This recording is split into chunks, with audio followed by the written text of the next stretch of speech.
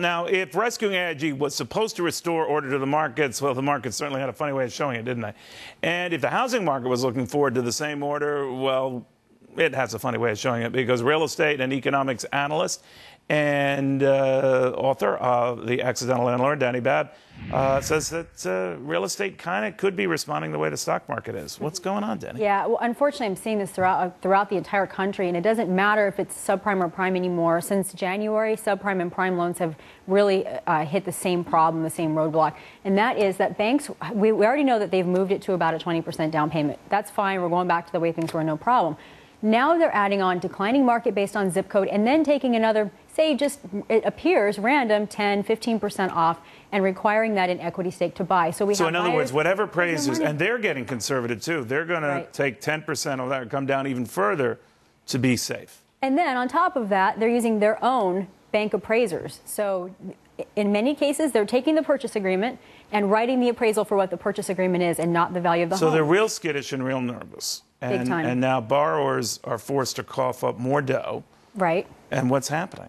Well, what's happening is borrowers, some borrowers are actually taking it out of their 401ks and out of their savings accounts. My husband and I did that recently to finally fund a loan when we were in that exact same situation ourselves. Where were you buying? In California. Whereabouts? I'm sorry. I don't want to give away. No, exactly. In Orange County, in California. Okay. And we ran into a big problem simply because it's a jumbo and I'm self-employed. So for people out there that are self-employed, we used to use stated income loans. It is almost impossible to get the money. They're so what did they demand of you? What they demanded of me is basically to form a different corporation and write myself a W-2 at the end of the year and apply next year for a loan. Get out of here. No, so you had the money, you had the down payment, you had all that, and stuff that you would have easily gotten in the past, you can't get out. Right. See, my theory on this, Dani, and I could be wrong on this, but you and I talked about this before.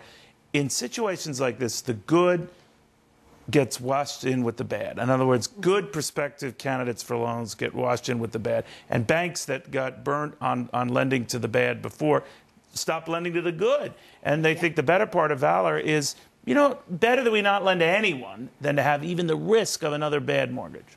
That's exactly what I'm seeing. And unfortunately, underwriters have very strict guidelines. That's fine, but they can't think outside the box. So if anyone comes in and let's say the wife is self-employed and the husband has a day job, the wife's income completely not counted. 11 out of 12 banks just did this to me recently. Wow. And I'm seeing it across the board. The worst I encountered in the past is if the lender liked CNN. Then I knew I was screwed.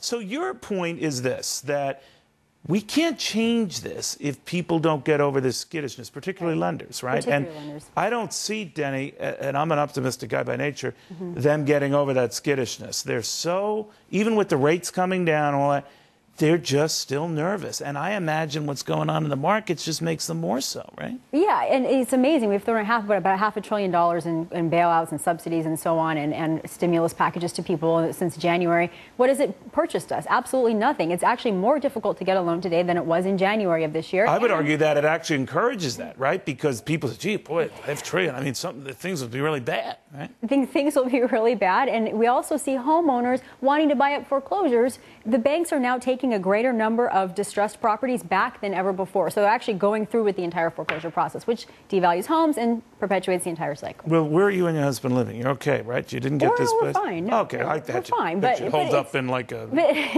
straw thing. It was very, very difficult to get a loan for very prime borrowers. It was crazy. Amazing. Well, if you're having problems, then it truly is the end of the world. Dani, thank you very, very much. Dani Babb. I'm not saying it's the end of the world. Everyone say, hey, you're just Cavuto just said it's the end of the world. All right, now they're going after gold.